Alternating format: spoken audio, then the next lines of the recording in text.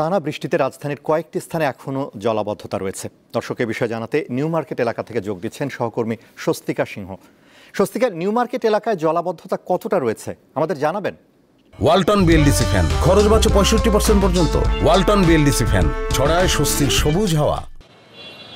বঙ্গোপসাগরের এই লঘু নিম্নচাপের কারণে রাজধানী সহ সমগ্র দেশ জুড়ে আসলে যে বৃষ্টিপাত চলছে, সেই বৃষ্টিপাতে কিন্তু ইতিমধ্যেই নাকাল। এবং আমি যদি একটু দেখাই যে রাজধানীর নিউ মার্কেট একটি ব্যস্ততম সড়ক এবং বাণিজ্যিকও সড়ক বা যেটাই আমরা বলি না কেন, ঠিক সেই সড়কটি। এবং আজকে ছুটির দিনে আপনি চিত্রটি আসলে দেখতেই পাচ্ছেন, সমগ্র হাঁটু সমান পানি এবং এই পুরো রাস্তাটা জুড়ে চন্দ্রিমা উদ্যান যে মার্কেট, সেই মার্কেটের সামনে থেকে শুরু করে ঠিক ধানমন্ডির ছুঁই ছুঁই যে জায়গাটা, ঢাকা কলেজ পার হয়েও কিছু অনেক দূর সীমানা পর্যন্ত যে এই হাঁটু রাস্তার একটা সাইড বন্ধ হয়ে গিয়েছে এবং ঠিক এভাবেই কিন্তু সড়কে যানবাহন চলাচল করছে। এবং যারা সাধারণ মানুষেরা রয়েছে, আসলে শুক্রবার ছুটির দিন এবং সামনেই কুরবানির ঈদ আসছে, সেই উপলক্ষে কিন্তু শুক্রবারটা রাজধানীর মানুষের জন্য একটি গুরুত্বপূর্ণ দিন এবং এই দিনটিতেই কিন্তু সবাই আসলে কেনাকাটা করা বা নিজেদের প্রয়োজনীয় কাজ মেটানোর জন্য বের হয়।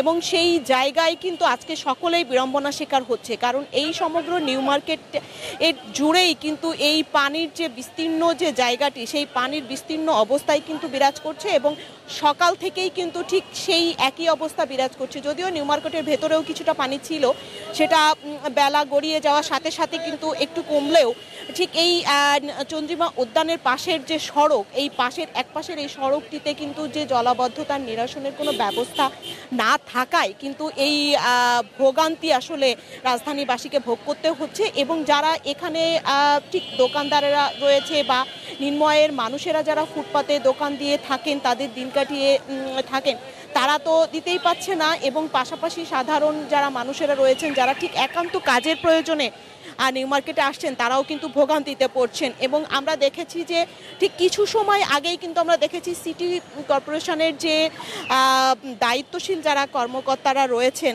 তাদের কিছু ব্যক্তিদের আমরা আসলে দেখতে পাচ্ছি যে তারা আসলে চেষ্টা করছেন যে কিভাবে এই পানি নিরসনের জন্য আসলে কাজ করা যায় এবং রাজধানীবাসীর ভোগান্তিটা আসলে কিছুটা, যত দ্রুত সম্ভব কিছুটা কম করা যায়। আসলে কারণ আমরা জানি যে গভীর যে নিম্নচাপটি আসলে তৈরি হয়েছে, এই নিম্নচাপটি কিন্তু সমতলের দিকে যাবে। আবহাওয়া অফিস এমনটাই বলেছে, ঠিক আজকে সন্ধ্যার পর থেকে সমতলগামী হবে। ঠিক সমতলগামী হওয়ার কারণে কিন্তু আজকের রাত বা আজকের যে সময়টি এখনো দিনের বাকি অংশ রয়েছে, পাশাপাশি শনিবারও কিন্তু এই যে আবহাওয়ার বৈরীর যে অবস্থা, সেটি কিন্তু অব্যাহত থাকবে।